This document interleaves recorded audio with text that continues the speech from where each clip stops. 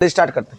अगला क्वेश्चन हमारा है, स्वस्थ व्यक्ति का रक्तदाब कितना होता है। सबों को पता है 120/80 mmHg ये स्वस्थ व्यक्ति का रक्तदाब होता है, जिसको आप ब्लड प्रेशर कहते हैं। आपको ये ऑप्शन में दिख रहा होगा, ऑप्शन नंबर ए में ही आपको दिया हुआ है।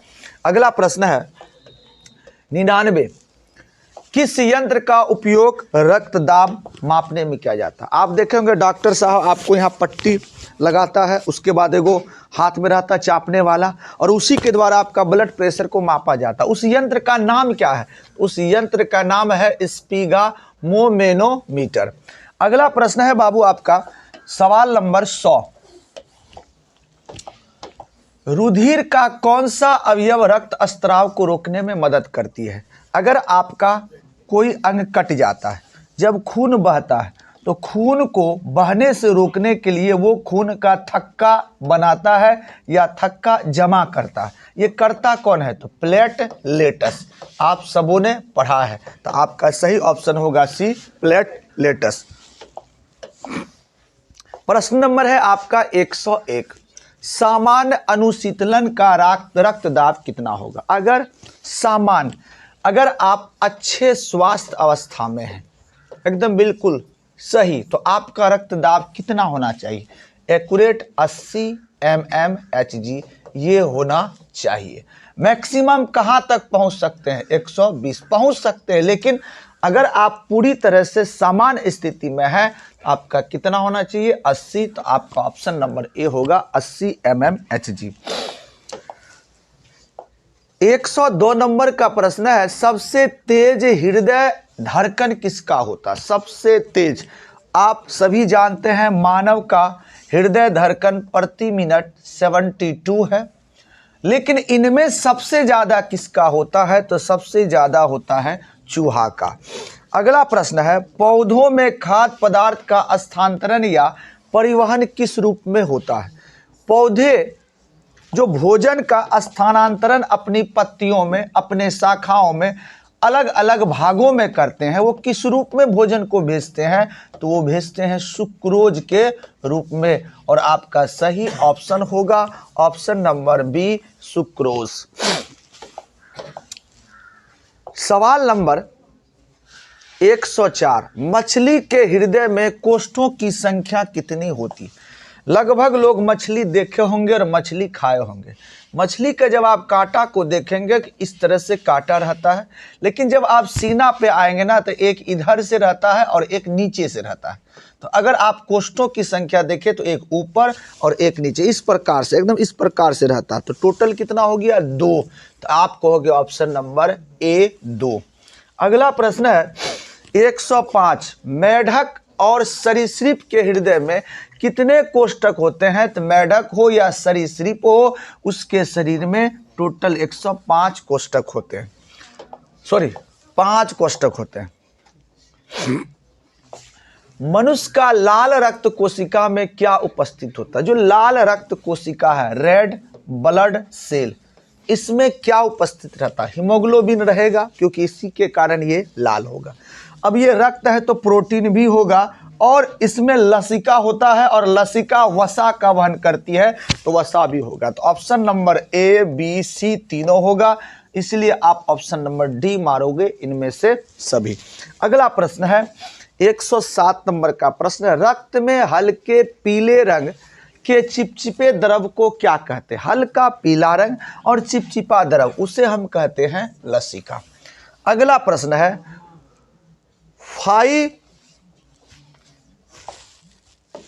प्रश्न है आपका, फाइब्रिनोजेन रहित प्लाज्मा क्या कहलाती? फाइब्रिनोजेन अर्थात वसा रहित प्लाज्मा को आप क्या कहेंगे? तो कहेंगे आप सीरम।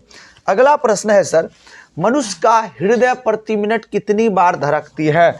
मनुष्य का हृदय प्रति मिनट 72 बार धड़कती है, ये सारे लोग जानते हैं। अगला प्रश्न है, रक्त प्लाज्मा में किसकी मात्रा सबसे अधिक होती है? ऑप्शन देखिए, ए लसिका, बी प्लाज्मा, सी जल, डी सीरम। सबों को पता है कि हमारे रक्त में सर्वाधिक मात्रा में जल पाया जाता है, इसलिए आपका ऑप्शन नंबर सी होगा सर जी, जल।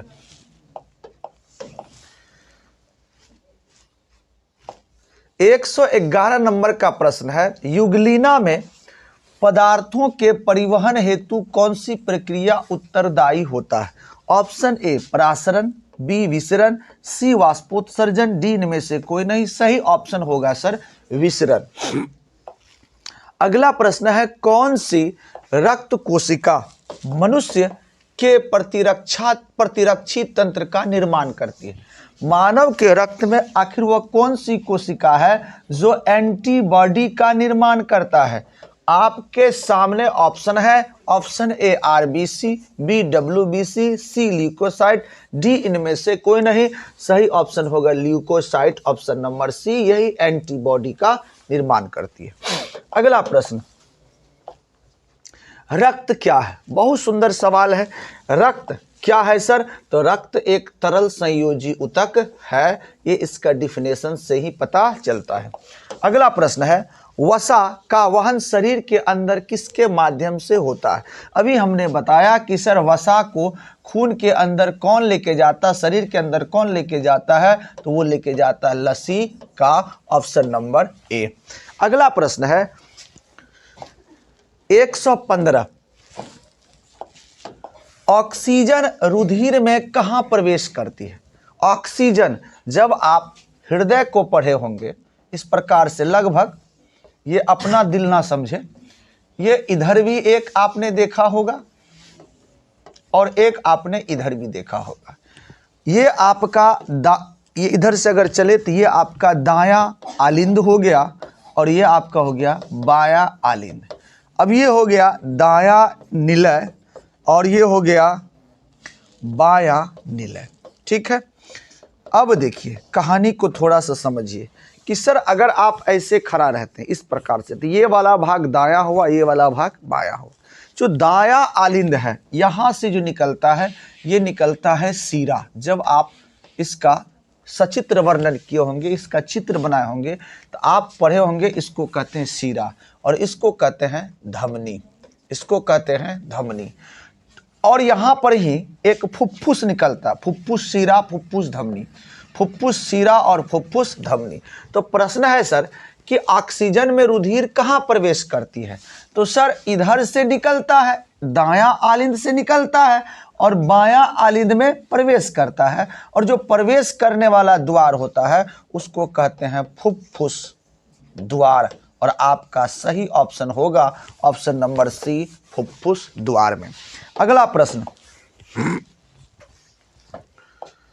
जीवित कोशिका से बने पादप ऊतक कौन सा है? एकदम जीवित कोशिका है और वो कोशिका किसका बना हुआ है? पादप का।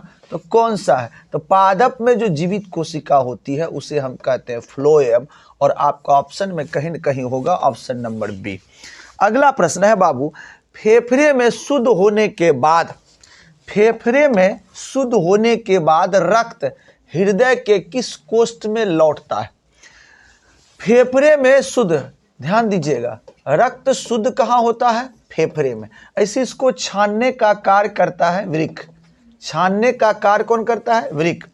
तो जब यहाँ से शुद्ध होता, फेफड़ा से शुद्ध होने के बाद रक्त हृदय के किस कोष्ठ में? तो अभी हमने बताया था आपको कि दायां से निकलता है और बायां में प्रवेश करता है। तो ये बायां क्या है? तो ये बायां आलिंद है। तो रक्त कहाँ से प्रवेश करेगा? बायां आलिंद से। कहाँ से निकलेगा? तो दायां आलिंद से। तो आपका ऑप्शन कहीं न कहीं होगा कि सर फेफड़े में शुद्ध होने के बाद हृदय के किस कोष्ठ में लौटता है? तो आप कहोगे सर जी बायां आलिंद में, ऑप्शन नंबर बी।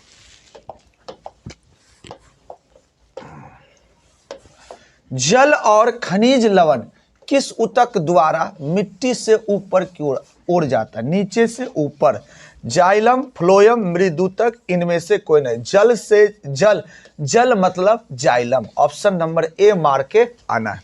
अगला प्रश्न है सर, ईसीजी का पूरा नाम क्या है? ईसीजी का पूरा नाम है electrocardiogram, electrocardiogram, option number B.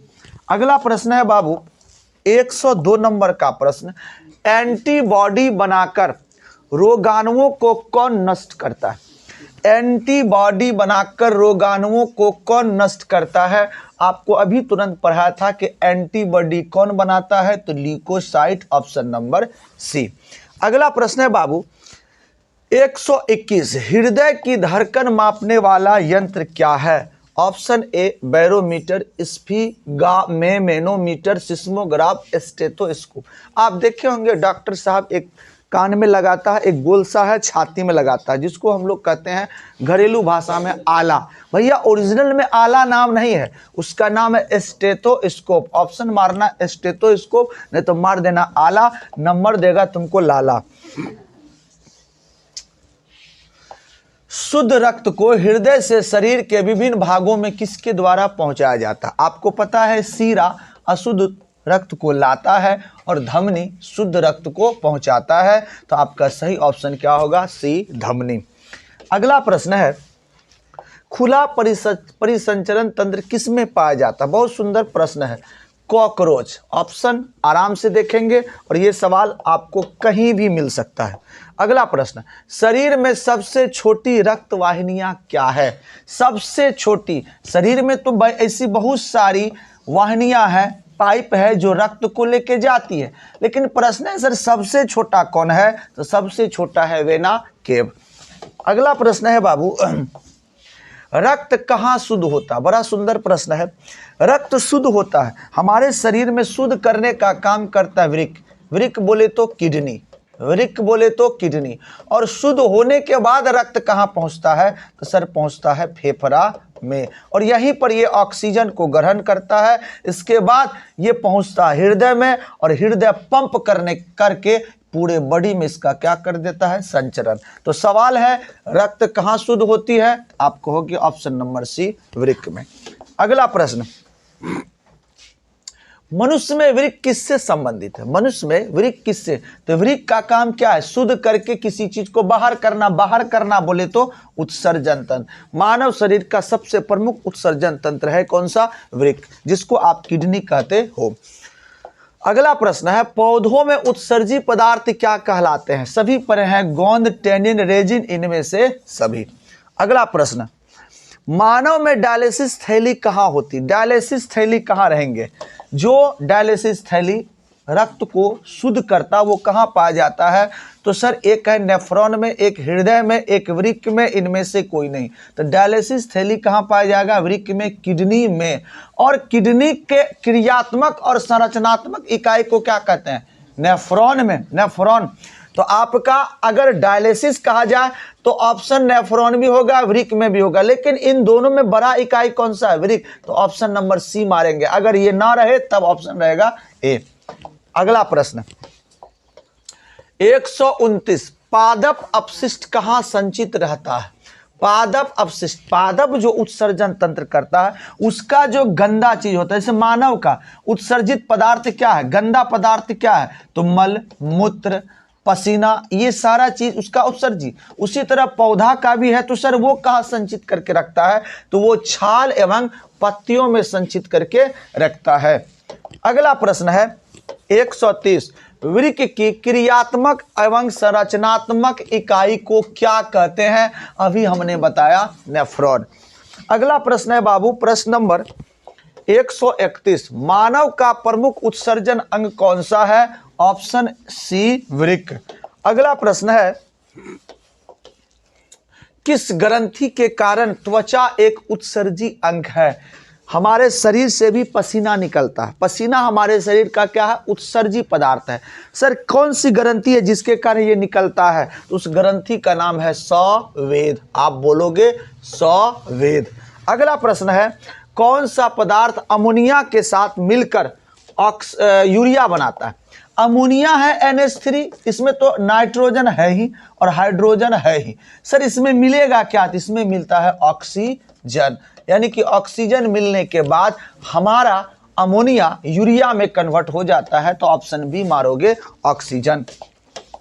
सवाल 134, यूरिया रक्त में कहां प्रवेश करती है? सर यूरिया रक्त में कहां प्रवेश करती है? यकृत से यूरिया हमारे शरीर में प्रवेश करना शुरू कर देती है। अगला, कृत्रिम वृक्क अपशिष्ट उत्पादों को रुधिर से अपोहन, अपोहन मतलब डायलिसिस द्वारा किसको अलग करता है? ऑप्शन ए कार्बन डाइऑक्साइड, ऑक्सीजन, नाइट्रोजन और इनमें से कोई नहीं। वृक्क जो है किडनी, किडनी का काम क्या है? किडनी हमारे रक्त से किसको अलग करता है? तो नाइट्रोजनी क्षार को। तो नाइट्रोजनी क्षार में प्रमुख तत्व क्या होगा? नाइट्रोजन। इसी को आप कहते हो यूरिया। और यही चीज हमारे शरीर से अलग करता है कौन? किडनी, वृक्क। तो यहां पर स्पष्ट है कि जो कृत्रिम वृक्क, आर्टिफिशियल किडनी है, अपशिष्ट उत्पादों को रुधिर से अपोहन द्वारा किसको अलग करता था? नाइट्रोजन को। Option number C. अगला प्रश्न है बाबू 136, मनुष्य का सबसे नाइट्रोजन उत्सर्जी पदार्थ क्या कहलाता है? तो आप कहोगे सर यूरिया। इसी को अलग करते हैं। अगर यही ज़्यादा देर तक हमारे बॉडी में संचित रहा तो उसी से स्टोन बनता है, जिसको आप कहते हैं पथरी। आप सुने होंगे पेट में पथरी हो गया, किडनी में पथरी हो गया, बहुत सारा जगह पत्थर हो जाता है। उसका मुख्य कारण है यूरिया। यूरिया संचित रहने का कारण है कि आपका किडनी ढंग से काम नहीं कर रहा है। अगला प्रश्न है प्रोटीन और अमीनो अम्ल के विखंडन से क्या बनता है? प्रोटीन और अमीनो अम्ल के विखंडन से क्या बनता है? ध्यान दीजिए, ऑप्शन है अमोनिया, बी है यूरिया, सी है यूरिक अम्ल और डी है इनमें से कोई नहीं। इसका होगा इनमें से सभी, अमोनिया, यूरिया और यूरिक अम्ल। अगला प्रश्न है बाबू प्रत्येक गुर्दे में लगभग कितने नेफ्रॉन होते? सबों को पता है 10 लाख। अगला प्रश्न है बाबू मनुष्य में रुधिर कहाँ छनता? रुधिर को कहाँ छाना जाता है? कहाँ छनता है? तो सर छनता तो वृक्क में है, लेकिन वृक्क में भी कहाँ? तो वृक्क में वुमेन संपुट में। अगर वृक्क केवल देता तो वृक्क होता, लेकिन वृक्क का दो भाग दिया हुआ, एक है वुमेन संपुट, एक है नेफ्रॉन। तो अब ये दोनों तो वृक्क का हिस्सा है, तो सर इन दोनों में कहाँ थे? इन दोनों में वुमेन संपुट में। आप पढ़े होंगे जब संरचना इस प्रकार का संरचना आता होगा, इस तरह से आता है, यहाँ पर बीच में कुछ था और यही था आपका वुमेन संपुट। जब आप इसका सचित्र वर्णन किए होंगे वहाँ पढ़े होंगे कि रक्त को वुमेन संपुट छानता है। अगला प्रश्न 140,